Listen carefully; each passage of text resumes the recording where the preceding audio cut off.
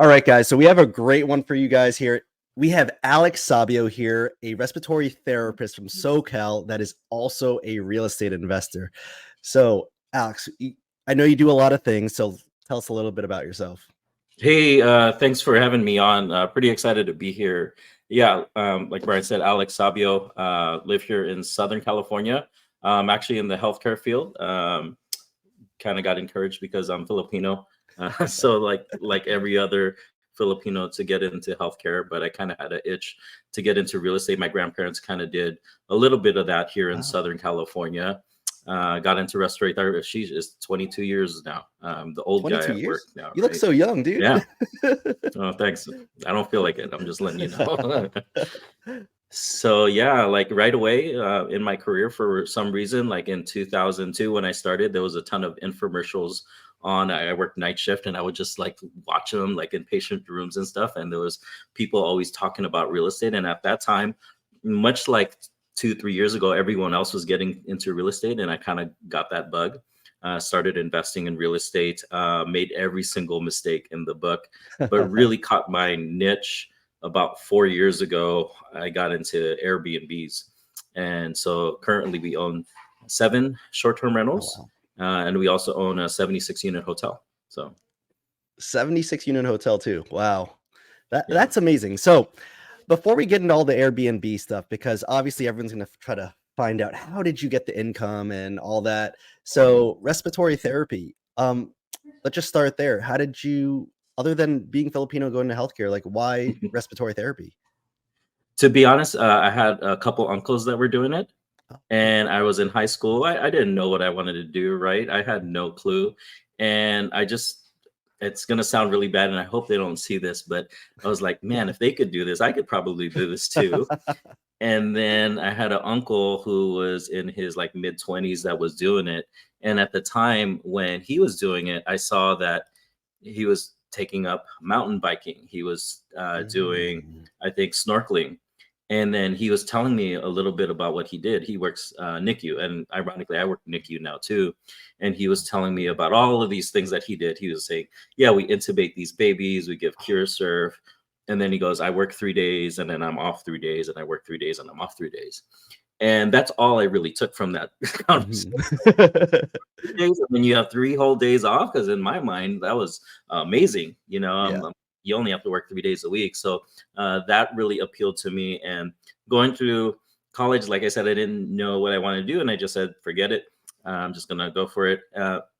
Probably the best decision I've ever made. So Nice. I didn't even know respiratory therapy did that. There's like the same, like kind of like nurse schedule where it's like 3 days and then you get the 4 days off. Yep.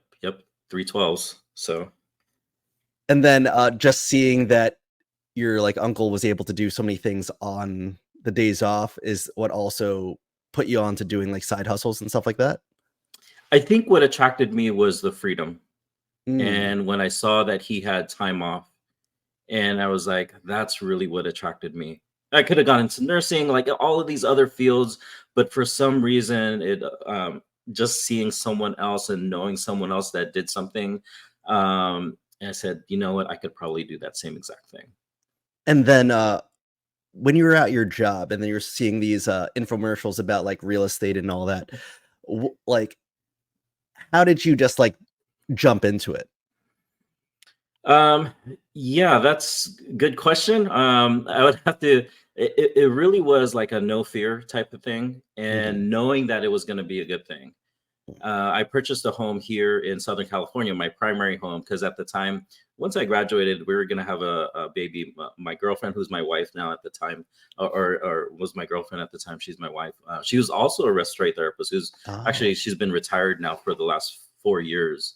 We actually met we met in school, and I had to buy a home. So I bought a home because that's what everyone does, right? They get a job, they have a baby, they're going to buy their own house. Yeah.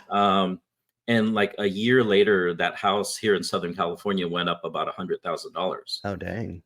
Yeah. And at that time, I think I'm making $40,000 a year. And I said, there's something to this, right? And you're seeing all of these other nurses, these other RTs that are buying homes that are going up in value. And I'm like, I want to do that. And for some reason, like I said, my grandparents got into the real estate game. They owned a bunch of boarding care facilities throughout Southern California.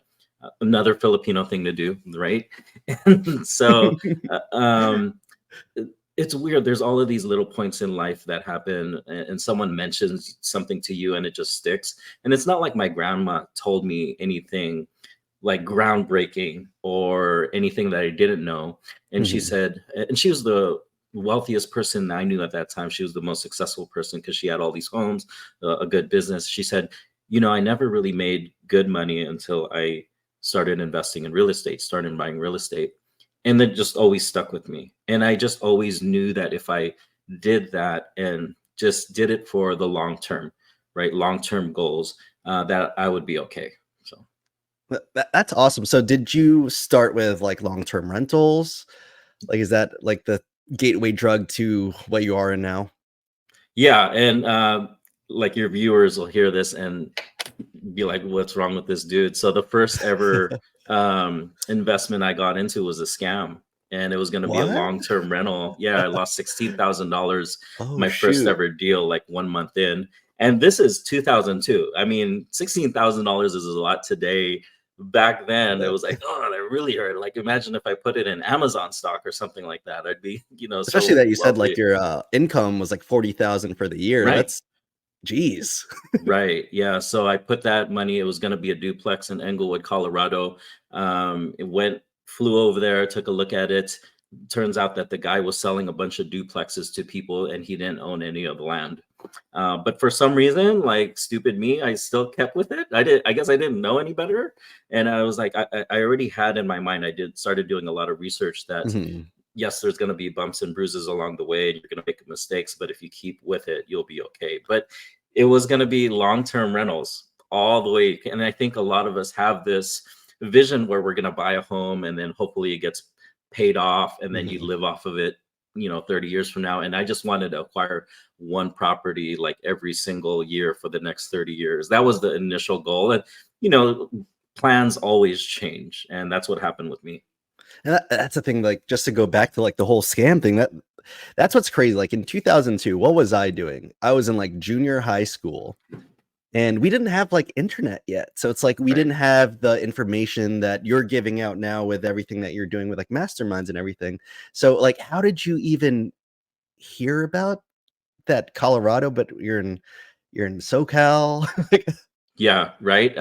It was really like it goes back to I could remember being at the hospital working in the ICU and these infomercials coming on, and this nurse was saying, I'm buying this duplex in Colorado. And at the time there's not much internet. I think the internet was around, but nobody's really like going online and stuff. And so I was like, well, okay, I want to do that. And I didn't do much research to it. I said, I've bought a ton of homes like out of state and I've never seen them. I've bought and sold them, never visited the property. But this is the one time I actually go out there. Let me go investigate it. So I went out there, investigated, but I didn't know what I didn't know. And I did meet with the company, went to their office, went to the plot site and everything, signed a contract. But it really was through word of mouth how I found out about it. So how many you said this was like your first deal, like you're trying to do? That was the first ever deal, right? A bust. So I have only 2 rental properties, right? And like the first one was like a headache on its own for a little bit, and that almost made me stop there. Like going through what you went through, I probably would have just been like, oh man, this is crazy. I'm not gonna keep going with this. Like I know you kind of like touched on it saying like, oh, I'm just gonna figure it out. But what pushed you to be like, I was about to lose like 16 grand, and how do I know that it's going to be okay for the next deal? I think part of it was like I think we all do it. You compare yourselves to others, and in the hospital there's so many people making so much more money, and I'm like, dude, the RTs, we don't make that much money. And you're like, how do I like keep up with everyone else in the back of my mind? But not only that, I have a family, I have kids. I have 4 kids now, but at the time I had 1, and I said, making the salary that I make now, there's no way that I'm going to be able to do what I want to do. And I Mhm. have to figure out something else. Not that I didn't like what I do. I love what I do. I was like, dude, this job's amazing. I work in pajamas. I, just BS all night with other people. I mean, we do our thing too, you know what I Yeah, of mean? course. But we have a good time at work. I just saw that there really wasn't going to be any way out of it. Now, currently, I make over $60 an hour. But at that time, I was making $19 an hour. Oh, dang. No way I ever thought I'd be making like 3 times more than what I started. I thought that if I made $25 an hour, I'd hit it big and never need to make another dollar an hour, right? Now $25 an hour is close to minimum wage. But Yeah.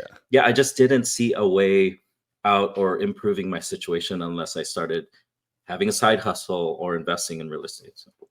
And how many long-term rentals did you have before you moved to Airbnb? So, like I said, I'm not the smartest dude, and I have made mistakes along the way. So, 2008 hit, and the Oh, the Great rest, Recession yeah. hit. Yeah, and so all of these long-term rentals I purchased, like, just completely bottomed out. And the worst one I bought for $450,000. I'd have to pull it up again. 2 years later, I was trying to self-manage it. I was an awful landlord, and the tenants weren't paying. Mm. And the purchase price, like I said, 450s, all of a sudden it was worth like 230 or something like that. It was worth half of what I paid for it. And at this point, everyone's walking away from their rental properties. And so I said, I'm going to do the same exact thing. And so I walked away from that rental property, wound up having a foreclosure on my record, wound up filing for bankruptcy. And this is like in 2013 when I finally filed Oh, for bankruptcy. dang. Right. But luckily for me, I had a handful of rental properties that were long-term rentals. I bought them like throughout the country for like maybe $120,000, $130,000, and they were only worth like $60,000. But luckily, the tenants were pretty much Paying. paying my mortgage. Yeah, and the banks, when I had the foreclosure, they look at all of your assets and they're saying, hey, can you sell any of these? But the banks didn't even want any of them. They were like, those properties are not worth us taking from you because we're going to lose money. Mhm. Luckily for me, I kept a lot of, actually all of them except one property. And just like slowly over time, those properties kind of started paying themselves off and started slowly going up in value. Not only that, rent started going up. And so I think 2018 is here, and I'm getting the itch to get really back into real estate and buying properties again. I think I have like maybe 12 rental properties at that point. So 12.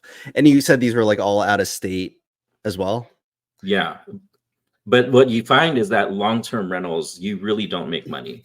Yeah. I know that people think landlords make a ton of money. I mean, the profits and the amount of headaches, the yields just aren't there. They might be profiting 100, 200 bucks. My best ones were profiting maybe 500 bucks a month. The problem with that is, the tenants move out every 2-3 years and then they completely damage the property and you're going to have to spend 5,000-6,000. One of them, I think I had to spend Oh, $12,000 dang. to fix up. And I'm like, I'm not making any money here. It's just kind of long-term wealth in a sense that these properties are slowly going up over time and hopefully the tenants are paying down the mortgage.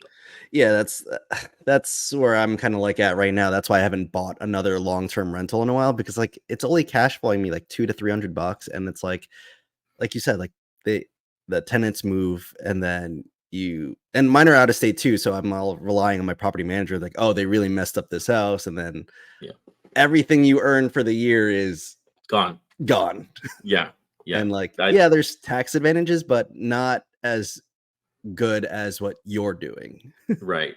Yeah, sometimes I think the property managers are making more money than me. Oh Like yeah. everybody's making more money than me, but I put up the money and all the risks. So that kind of led me into around 2020. I really, at a certain point at my job, I became miserable. And a Mm. lot of it was me working so much overtime. And then I had a lot of us are going to experience it where there's a different turnover in management, different philosophy on Yeah. how they ran things. And I looked at it and I said, I need to change my situation. Like, there's absolutely no way I could work for these people anymore than 2-3 years max. like life cannot continue this way, and I needed to make a change. And so I thought, well, real estate, I have all this knowledge, so it's either I have to completely blow this up and get more units, because at this point I got maybe a dozen long-term rentals. And looking at it, like if they're cash flowing, let's say 100, $200, you're cash flowing about $2,000, maybe $3,000 at the end of every month, maybe if everything goes right. And I'm like, well, I need to profit about $20,000 for me to be able to retire, my wife to retire, pay healthcare. And I'm like, okay, I need 100 properties. Yeah, how am I gonna do this, right? And so at this point, I'm starting to look into buying apartment complexes. And we all know what happened in 2020. I had all these flights lined up to where I was going to go visit different areas of the country, and it was going to be impossible.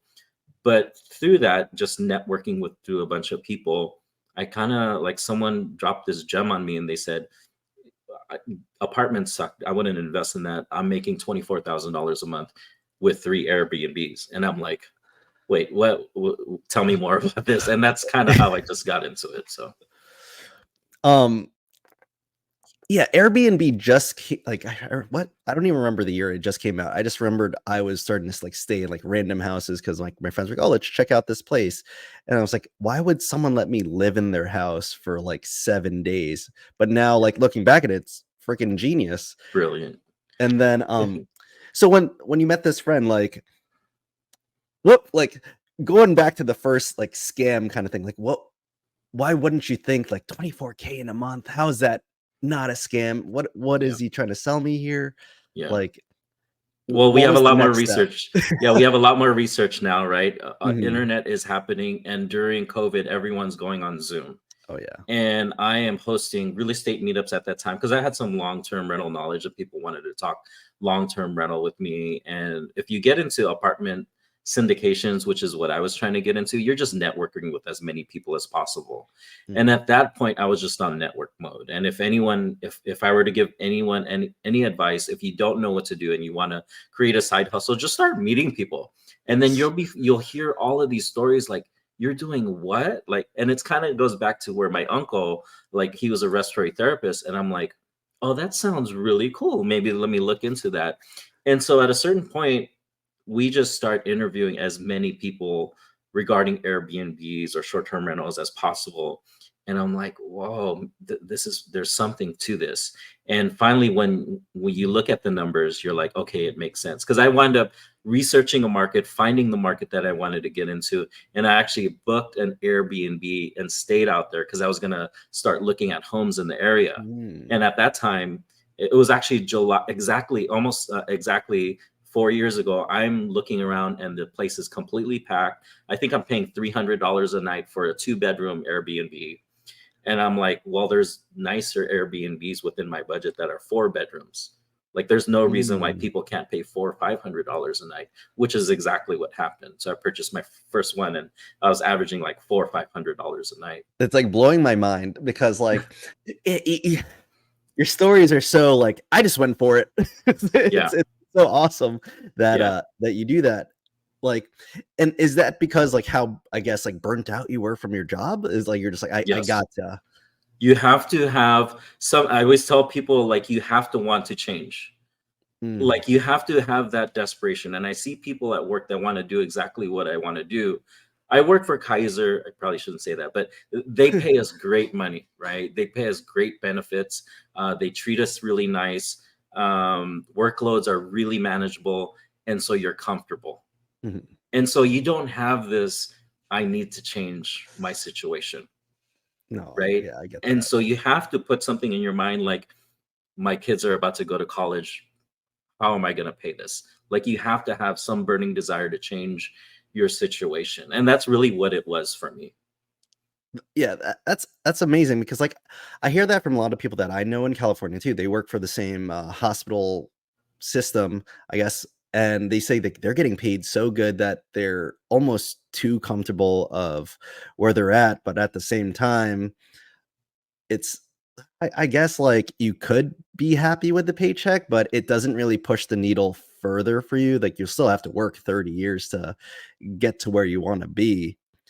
And like I don't know, it's such a weird trap rat race type of feel. But Yeah. going into your Airbnbs, did you end up selling your long-term rentals, like all of them? Yes. At a certain point, we just enjoyed what we were doing. I'll give you some numbers. So the first one we bought for $629,000. Mind you, like I'm cheap as hell. So for those of you that don't know, I'm cheap. And so I usually buy homes $60,000, $100,000. I bought one for $50,000 one time, but $60,000 to $120,000 was the average purchase price of the home that we bought. And we wind up buying a cabin for $629,000. It's 10 times more Yeah. expensive, right? And so I was really outside of my comfort zone at that point.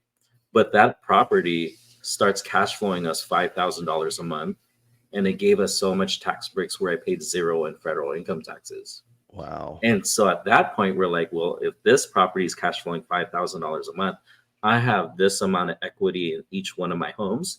If I sold those and bought 1031 exchange, where you're selling them to where you don't pay taxes on the amount of profits that you have, but you're just rolling it into another property, who's to say I can't do that? And so the second home that I bought, we did that. We sold one and bought the second one. And that second one starts cash flowing us about $7,000 a month.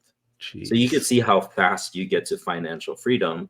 On top of that, it's giving us so much tax breaks where we're paying zero in federal income taxes. That's amazing. And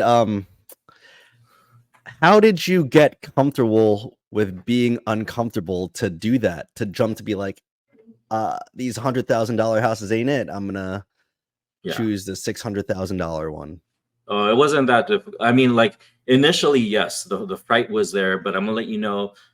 So we went live, I think August 3rd, or we closed August 3rd of 2020. We get our first guest, I believe, August 13th of 2020, and he paid me $500 a night for 4 nights. And I'm like, okay, my mortgage is only $2,500. This one dude just stayed with me for 4 nights, and he just paid us $2,000. And I'm like, yeah, it's over with. Like, it doesn't take that much more convincing. Like, this is what you want to do. Now, the one thing about short-term rentals, it is a lot of work, but you kind of look the other way when you're profiting that much money, right? And then you start networking with so many people in the community on Facebook, online platforms, and just figuring out how to manage certain situations, because there's going to be a lot of situations where you're going to feel uncomfortable. So do you manage all your Airbnbs yourself? Yes. Yeah. Because typically, with your long-term rental, how much do you pay your property manager? A lot of times it's what, 10%? 10%. Something like that. Yeah. So if with vacation rentals on the very low end will probably be about 20%. And I've seen some people pay about 45% for an all-in-one.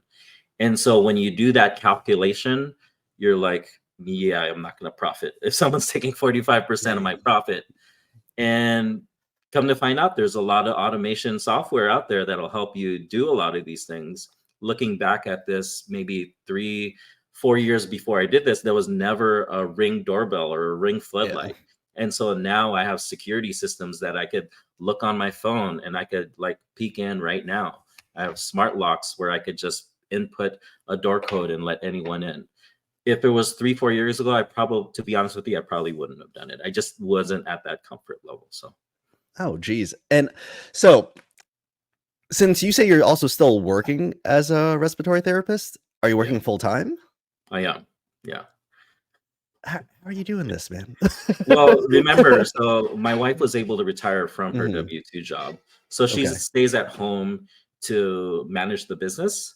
Not only that, we hire virtual assistants. We're in the process of trying to hire another one right now, so they can take care of this work. Remember, I'm doing this remotely from 2,000 miles away. What's the difference if I'm 2,000 miles away versus being 10,000 miles away? So you could definitely hire people and create SOPs, standard operating procedures. Not only that, AI is taking off like crazy. I have a guest communication app that I just signed up for that will scrub through my listing. It'll scrub through my previous messages. So if a guest asks, hey, I'm looking to book your property, how far is the beach? It'll automatically answer, hey, the beach is a 3.1 mile walk, or what is it? Like half a mile, 5-minute walk to the beach. Here's a video to watch or something like that. So. Oh, geez. Like, oh, man. That's amazing that you have all these systems in place already. And like you said, you probably hit every mistake possible, but do you feel like you've got it like down packed now that it's almost seamless? There's still stuff that happens. I wouldn't say seamless because if somebody calls you saying the dryer isn't working, I was like, oh shoot, what's going on? Like, do we have to purchase another dryer? Come to find out, the whatever the exhaust Hose was needs to be like completely vacuumed clogged. out or something. Yeah. Yeah, so I was like, dang, we could have like caused a fire, right? There's all of these little things that happen that it's a house. It's a normal house that is gonna break down because not only that, people are coming in. There's 10 to 12 guests coming in, and they are riding your house hard. They're using everything versus just a regular family living in their home. Maybe they're not watching TV. Maybe they're not using the backyard every single day. But these are short-term rentals where they're using your entire house all the time, and things break. Things Mhm. happen. We had a pool heater completely bust out on us. And so we had to refund the guests a little bit of money. So I don't know if I have it down completely packed because there's still things where you're still going to have to put in work. But AI is getting close to solving some of this as well. Yeah. So Yeah, that sounds amazing. And like, how do you set up your team around like I'm assuming not all your Airbnbs are close to each other. correct. Yeah. So we own 3 in the Smoky Mountains of Tennessee. So that's Eastern Tennessee. We own 3 in Gulf Shores, Alabama, and we own 1 in Asheville, North Carolina. So I Nice. do like to keep them close together. And so in Gulf Shores and in Tennessee, we have the same cleaners. And, handyman, you're only going to use maybe once a month, maybe twice a month if it's really hard.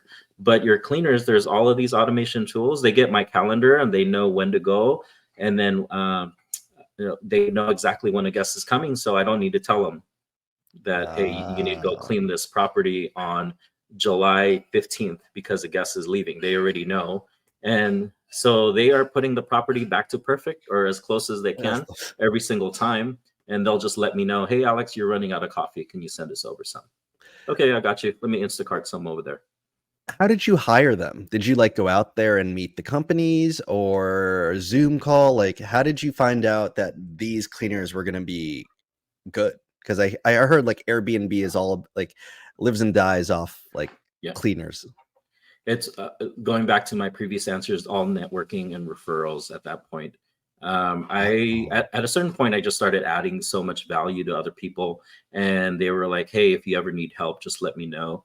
And so when I purchased a home, I would just reach out to my network. Hey, I'm starting. Could you send me, a list of cleaners that I could interview? And you're going to learn as you go. You're going to make mistakes. We've had to. Uh, our first ever short-term rental, we had that cleaner for a good 3.5 years, and we just had to fire her. But she did an amazing job. But at a certain point, like the communication started getting old. So that's something very common that, you hire a cleaner and eventually you might have to fire them. Different handyman, you could go through. Initially, we had one handyman, and then whenever we needed him, he wasn't there. available. And so Yeah. you just go a bit to your bag of network and just start asking people, hey, man, do you have a handyman available? I have a door that's jammed or like a lock that needs to be changed. Can they go over there? So, yeah, just relying Wow. heavily on my network and referrals. That's awesome. So let's go into that. Like your network. I see like on your Instagram you have all these links to everything. You got your healthcare professional real estate meetup. Where is your master class that you do? Like how do you get into that? Yeah, so during COVID, as a respiratory therapist, we were pretty much ran Busy. ragged, right? It You guys was are miserable, right? But it's crazy because 2020, 2021, I have this side income and I could walk away if I need to. And then my wife retired from her W-2, who was also a respiratory therapist. And so all of these other healthcare professionals, these other RTs, these ICU nurses, physicians, come to find out they're burnt out at their job, and Mhm. they hate it just as much as we do. And they're all asking me, what are you doing? How are you doing this? I want to create some side income. And so I just start helping as many people as I can. Someone help me out, I'm going to help them out. And so I just go on Zoom, because we're all doing Zoom at that point, and I would just tell everyone exactly what I'm telling you right now, my whole story, how I made every single mistake. Here's the automation tools. Here's the lenders that I use. Here's the real estate agents that I use. Here's the income that I'm bringing in. And at a certain point, this thing just starts snowballing. Like almost every day, people are calling me. And I said, you know, let me make better use of my time. So I created a Facebook group. It's called Healthcare Professionals Investing in Real Estate. And at a certain point, I'm just having Zoom call after Zoom call once a week, just because everyone is so eager for information on how to do this. And so I did that for a good, I want to say 3 years. And it was exhausting, to be honest with you, but I helped hundreds of healthcare professionals like replace their income. And now I said, you know what, I'm only going to do it just for a select few. And I just want to focus in on a select few. So that's what I do now. So was that first Zoom free for everybody? Yeah, I did free Zoom calls for everyone for like 3 years. Holy dude. Yeah, it was just me because I liked adding value to people. And I just wanted to see them succeed. I wanted, like I said, I saw so many of my friends burnt out at work. I'm like, well, you need to do what I'm doing. So that was, You're a good dude. I didn't think of creating a mastermind. Like everyone always said, you should start classes. I didn't think of any, I'm not that smart, dude. I'm not that smart to capitalize on it or anything. I just did it because it snowballed to a point where all of a sudden, all of these people who offered different services wanted to come on. And I'm like, I couldn't turn them down. There would be different lenders. There'd be different real estate agents all throughout the country. Like, yes, you're seeing success in this part of the country. We're doing it over here too. You should think about buying here. Didn't make a penny from any of that. And perfectly fine. I saw so many people become successful from it. So, wow, you're like a really good dude for doing that. Yeah, or just not smart enough. But it's all good. but now that I'm assuming the mastermind that you're holding is a paid group. Yes. Yeah. Like so. Yeah, and that one's nice because I just have a select few, and like we've gotten 2 students under contract within the last month, and it's just me like texting them back and forth, and we're jumping on Zoom calls. I actually introduced them to those real estate agents, introduced them to my lenders, and then we're creating all of the automations tools because they're one's a physician, one's a PACU nurse, and so they're still working. They're W-2. They don't want to create another job for themselves. They want to automate the business as much as possible. So that's amazing that you did that, because like you said, I really like the whole giving value and then eventually you get value back for it. Right. The world gives back. Like that's how Exactly. my dad always told me, and it seems to work out really well. And so I just have to ask, how did you get your wife on board? So this is good stuff. So because initially I'm listening to Bigger Pockets. I don't know if a lot of your audience is listening to it. And so I'm listening to, and at this time, it's very political. Everyone's on TV saying this politician is not paying anything in taxes. Yeah, and I'm like, well, I don't want to pay taxes. How are they doing it? Exactly, right? And so at the time, Bigger Pockets is talking a little bit about taxes. And Brandon Turner was really popular. He said, oh, well, this is my CPA. Her name is Amanda Hahn. And I said, oh, she's here in Fullerton, which is pretty close to me. I said, let me reach out to her, because I always thought for every rich person out there, they must have an amazing CPA. And I'm like, well, maybe that's what I need to do. And she was my first ever hire. She was like my first ever big. Remember, I'm cheap as hell, right? So she wasn't cheap, but it cost me money, and it was totally worth it, because it was weird. She dropped this nugget, and this is in 2018. She said, you should think about buying short-term rentals, because the strategy we were going for, we were trying to get real estate professional status. And at the time when I hired her as my tax strategist, I had a phone call with her, and my wife was on the line, and she said, well, Tanya, you need to retire so we get more tax breaks. And I think she was all for that. So, bringing someone along is definitely, I see so many couples that do it that aren't on board, and I would never do that. Like, you both have to be on the same page, because if not, it's a complete mess. But yeah, that was in 2018. And then 2 years later, because of that strategy, we were able to retire her. So because she was able, so she's the one that quote unquote real estate professional now, right? Because she's the retired one. Yeah, 'Cause- I mean, there's a little bit. You guys could get a hold of me later on. Because I'm not a CPA, so don't take my word for a lot of this. But with short-term rentals, technically, you don't have to be a real estate Oh. professional. But so you don't need to hit the 750 hours of material participation. I might be going a little too deep, but there's a short-term rental loophole where you don't have to do that. But I Oh. remember working. We were both working night shift at the time. And I remember like our first guest who was paying us $500 a night, the hot tub didn't work. And, you know, we had this anxiety, like, what if the guest is calling and something's not working? What's going to happen? And we wound up refunding him a little bit of money. And, you know, when she was working nights, I would be working and then she would get like this phone call and want to wake up and answer the guest. And I said, you know what? The amount of money that we're going to save on taxes is pretty much going to be almost what your income is. So let's just go ahead and retire. And not only that, at that time, this is COVID, right? All of our kids are staying at home. They're homeschooling themselves. We don't know what the hell they're doing in their rooms right now, right? And we don't know if they're learning or what. And we just couldn't do that. So, wow. Like, I'm going to make an assumption. Yeah, I'm guessing you're making a lot of money off your Airbnbs and your webinars and everything that you're hosting.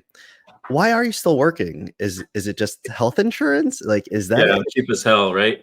And so like that's gonna be like a couple of grand out of pocket for us. And you know, healthcare is important to us now. Mhm. My kids are older. I'm getting older where I could definitely purchase my own. But you think about it, I make a good 6 figures as an RT, and I would have to pay 2,000, maybe $2,500 out of pocket.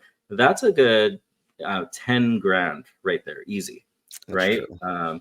And so if I stopped working, I would have to take $10,000 out of my business and pay that, right, to pay my bills and everything.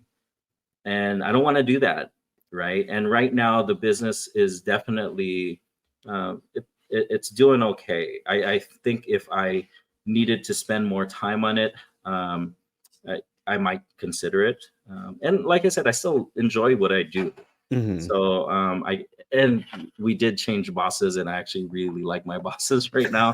So that makes it a lot easier to work there. So Oh, so I get it. I fully get it. So I've interviewed a few other people, and some of them said like short-term rental isn't their thing. They're more into mid-term rentals. Do you have those as well? no, a little bit tax. The tax loopholes. I big part of my strategy is the tax loopholes, and midterm rentals don't have that strategy. Mm. I still enjoy doing the short-term rentals. I wouldn't mind the midterm rental stuff, but like I said, I really enjoy the short-term rental. There's a little bit more income with it. With that comes the headaches. But you know, if you could learn the different software, hire different people, and put SOPs, standard operating procedures for them to troubleshoot different things, like why not just continue to do the short-term rental thing? And it depends on your region. Like a lot of people aren't going to feel comfortable with short-term rentals.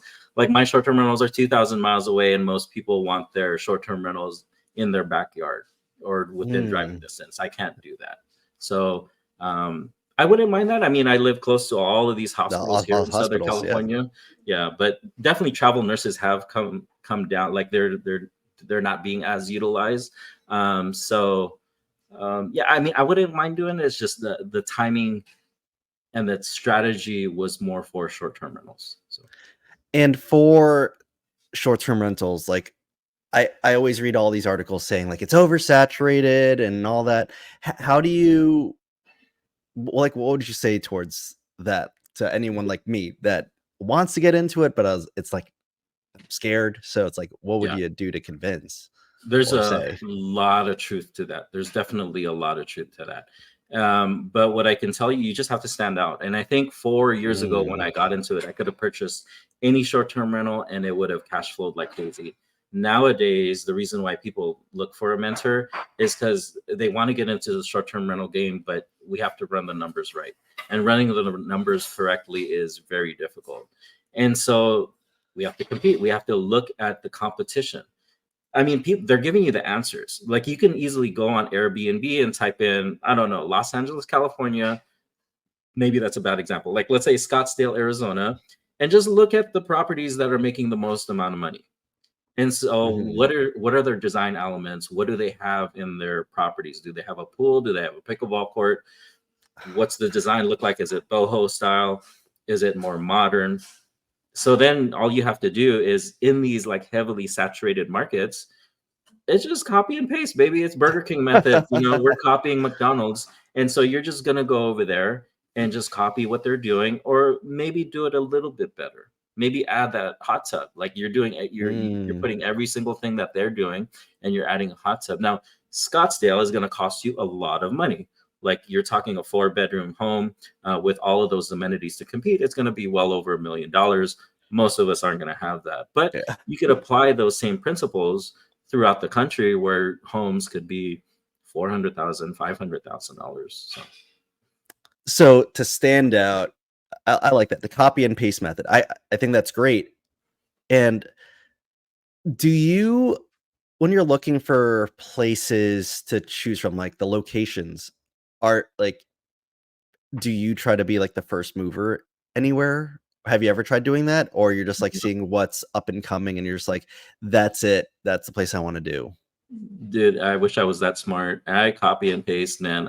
And it's going to your network and really asking people what they're doing, what their numbers look like. And you'll see. Like I know so many real estate. The real estate community is very small. The short-term rental community is even smaller, and it seems like everyone knows everyone. And I'll take a look at people's listings on Facebook or the different forums, and I'll just reach out to them, like what they're doing, and I'll just try to kind of gauge. I would be extremely hesitant if there was only 1 or 2 short-term rentals in that market, because number one, the numbers aren't going to be reliable, and then number two, the management isn't going to be reliable. So Mm. sometimes we focus in on the return on investment, but we don't focus on return on energy. So for example, I had a friend buy a property in a city in Montana. I'm like, why would you do this? He's like, it's beautiful. I said, well, how many cleaners are there out there? He said 3. And he goes, and I want to fire her. And I said, well, you can't fire her because the other 2 are probably related, you know, and probably going to talk crap about you. And so that's one thing we don't focus in on is like the systems aren't going to be there, right? Like Wow. cleaners, yes, you could find a housekeeper, but a short-term rental cleaner is completely different. They have a different standard. They have to wash all the sheets. You know, they have to look at their calendar. People might cancel last minute and then they can't go that day. So it's completely a different beast. Wow, you're blowing my mind. I'm just like thinking of everything. I was like, I wouldn't even have thought of that. And then Trash. Like I just bought my last short-term rental. I didn't even think about the trash. Like who's going to take the trash out to the curb and then bring it back in? Because my other markets, they're a lot more established, saturated. There's a lot more different providers. There's people that will take their trash in and take your trash out. that's like a But I specific went, job, the trash yeah, guy. Like, yeah. what? Just go to people's houses. And there's one called Can Monkey if you look them up online. So hopefully there's going to be a little bit more of those. Yeah. So the job is literally making sure your trash bin goes back into your property. Like just Right. There's different, like some of your cleaners will take the trash out for you to the curb, but some of them will actually take it to the dump for you. So that's one of the questions to ask, is that included in your service? But like in Gulf Shores, I mean, I think he probably has like 2,000 different people that he services. And so, and I pay him like $30 every 3 months, which is like hardly anything if you look at it, right? But if he's handling like all these homes, he's just driving in and out, where it takes him 2 minutes. Like you know, to him, I hope he doesn't watch this, but he could charge me 3 times more and I would pay him. But because it's something we need, it's not like we can get around it, right? But he services so many homes that I'm sure he makes pretty decent money. I And can it's a imagine. it's a low skilled job, but it's just something that's very in need. So And that's just because you just don't want to get fined by the town, right, for leaving your trash bin out? Is that the thing? well, I mean, I don't know how the trash is going to get out in that market. Oh, I yeah, guess you're right. It has to be.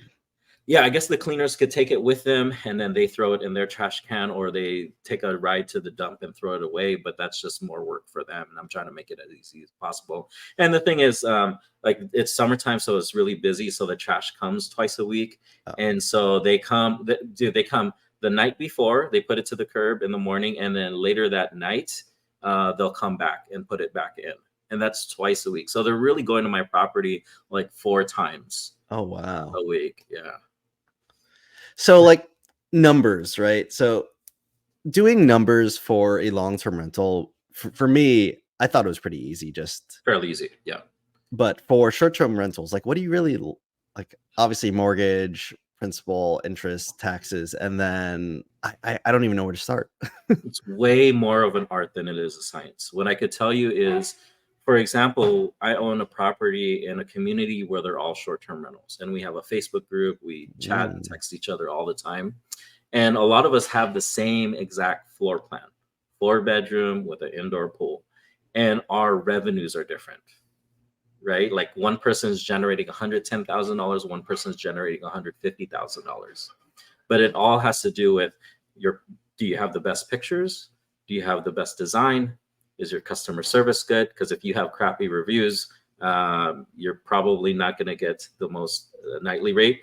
Your pricing strategy. Maybe you're putting $1,000 a night when this dude priced his at $700 a night. He got booked and you didn't, right? So there's so many factors to revenue and getting the most out of it. So there are different data sources that we can pay for. The most popular one is called AIRBNB. It costs $15 a month. You have to know how to use it. And then even when you look at that data, what I tell everyone is the data is all garbage. All of it's garbage. There's different data points that we can pay for. At a certain point, you have to take all of the garbage, use your intuition, and just take an average. And then on top of that, rely on your network. Rely on your network, rely on your realtor. From that, you take an average, and then you tell yourself, okay, if the average, this $450,000 home, I think it's going to generate $75,000. Can I do better than that? Right. Wow. So next question. I know we're almost at the hour mark, but you're dropping so much information that's amazing. Like picking your brain while we're going on. So like we talked about mentorship, and you didn't necessarily have one, right? No, it's YouTube University, like learning on your own and making every mistake in the book, right? So I'm guessing that's what you're offering to people. Like, what would be your biggest selling point for people that should probably look into mentorship? If they need hand-holding, and you don't want to make all the same mistakes that because you're gonna make mistakes along the way, and it's best to have a coach. I could go to the gym all day and I'm gonna go there and do the stupid elliptical, but maybe I need a personal trainer to, like, hey man, you need to work out your chest and your arms, like we need to do these exercises. And so you could definitely learn all of it on YouTube, go on the forums. But what I can tell you is if you want to skip the line and just learn from all of the mistakes, and you don't have to go through all of those. And the amount, yes, you're going to pay money for a mentorship. Some of them are $3,000, $5,000, $10,000. But if it's going to save you $40,000, $50,000 in mistakes and headaches, dude, you could skip a mentor and buy your own property right now. You buy the wrong property, you're upside down. And then you're going to be wishing that you paid for someone in the beginning. So, Geez.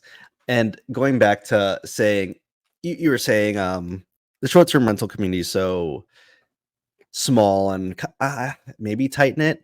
And you're saying like some people might have their prices a little bit lower than other people. Like, has that happened to you and like kind of feel like you got undercut or anything like that? no, there's plenty of money to go around. And it's interesting, in that same community we were talking about, we share our numbers. And it was interesting. For example, we put a mural up in our pool room, and that mural made me stand out above everyone. But I freely shared my That you were mural doing that. artist, yeah, I said, I'm doing this.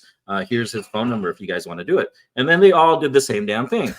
And so now but it's perfectly fine. There's no, I don't feel the need to hoard information. I give it out freely, much like I did with all those stupid Zoom calls that were for free. I still do that with all my contacts. Hey, you need a plumber? Okay, no problem. The only thing is I stopped giving my cleaners information out. And Because you wanted them to make sure your stuff is getting cleaner. well, so this is a trend that'll happen in the short-term rental community, is a good cleaner will eventually become a bad cleaner. And the reason why is because they grow too fast. And so unless you have a cleaner that says, I'm just going to clean for 10 properties and that's it, I'm not going to take any more homes. But the thing is, if it's a good cleaner, everyone says, oh my God, you got to go to this cleaner. And then all of a sudden they have 50 customers. And they got 50 checkouts on Sunday and they only have a team of 10. And you're like, oh, So they're should they doing like have a to hurry? half-ass job kind of thing, Yeah, or just because it's natural for them to just be like, we got to complete all the jobs and we're just going to do the best that we can. And so I'll talk to the cleaners and I'll let them know, like, hey, I really have someone that really needs you, but I kind of vet that out. If it's someone that's added value to me, and if I know they're going to treat my cleaners well and pay them well, then I'll pass their information along. So wow. And what made you the person you are today, like to be able to just like give out like this wealth of knowledge and be happy doing it? Because sometimes I feel like Filipinos don't really do that. I feel like I don't know. we're happy people, Yeah. but I feel like I guess we touched on it a little bit before. We do tend to compare a lot with each other, Yeah. and I guess even like hate on each other for success. Yeah. But you're one of the few people that looks like you're a genuine dude, and you're just like, no, man, I'm gonna give Yeah. you what I know, and I hope you do Not well with expect it. anything in return. Yeah. Yeah. I don't know what it is. And maybe that's just my personality where I never really cared about making all the money or, hoarding the information. That's just never was my thing. I don't know where I learned that. That's just always how I was. So That's awesome. So, Alex, if someone wanted to do what you're doing today as a real estate investor, still working and still not burnt out somehow, what advice would you give them? just start networking like crazy. You could totally do this. Dude, I was a C student in high school. Like, it's not the knowledge that you're lacking. The knowledge, you could look up everything, you could buy books, but everything is out there. You could learn it really easy. And it's crazy because there's all these physicians that are so much smarter than me, but then when you talk to them about, oh, you have to apply for a mortgage, like they get freaked out. It's like, what are you talking about? Like, you should be able to figure this out. But network your butt off and you'll be surprised who inspires you. And real estate investors, we give out information freely. Mhm. And so you'd be surprised the amount of information that you could learn from someone, just having a simple conversation. I think with me, I think I still am pretty introverted, where I just won't talk to anyone. But at a certain point, it was like I said, you needed to change your situation, just get the courage to start talking to someone. It's pretty easy online now just to DM someone like, hey, I'd love to pick your brain. What's going on over here? Because I want to do the same exact thing. And then if you could relate to them, for some reason, I tend to talk to healthcare workers so much more freely than someone else. Oh, me too. You know what I mean? Like, oh, you're a burnt out nurse too. I'm gonna let you, dude, you gotta do this. You gotta check this out over here, right? And so whenever someone comes up to me and says, hey, I'm a PACU nurse or I'm a physician, especially NICU. I'm like, oh, I'm a neonatologist, but I'm burnt out or something like that. For some reason, I could relate to them, and I think of another person that I know, and I'm like, okay, I'll help you out. So just reach out to someone. You'd be surprised what knowledge that person would give to you. So. Dang, Alex, this was a wealth of knowledge. You pretty much just gave like a master class right here, and I really appreciate you for doing this. Yeah, no problem. Anyone out there, just reach out to me. More than welcome to have that conversation with people.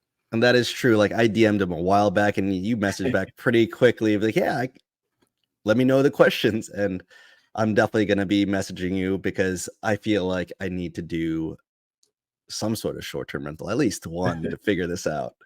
Right. All right, Alex. Thank you so much, and have a great night. Cool. Thank you, guys.